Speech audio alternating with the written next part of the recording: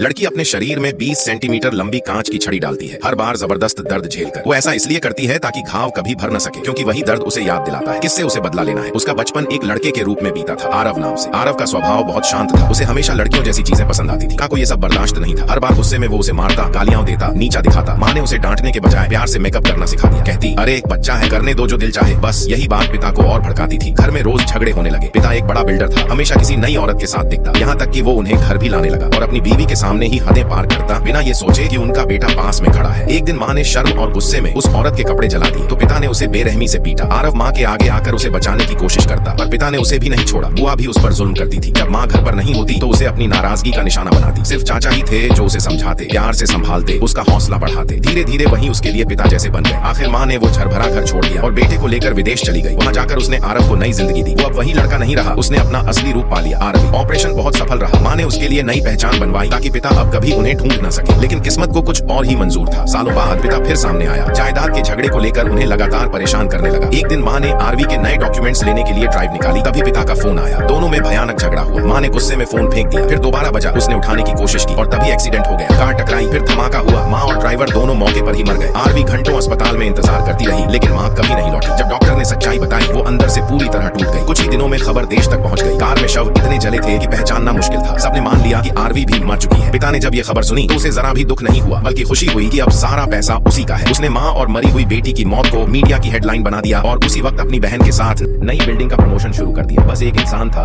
जो सच में टूटा हुआ था, चाचा। वो गंगा किनारे पहुंचा, माँ बेटी की अस्थियां बहाई और बहुत देर तक वहीं खड़ा रहा, खामोशी में आंखें नम किए हुए। कुछ हफ्तों बाद जब आरवी के टांके खुले, उसने टीवी पर पिता और बुआ की हंसती हुई तस्वीरें देखी। उसकी आंखों से आंसू नहीं, आग निकली। अब वो सिर्फ आरवी नहीं थी, अब वो बदला थी।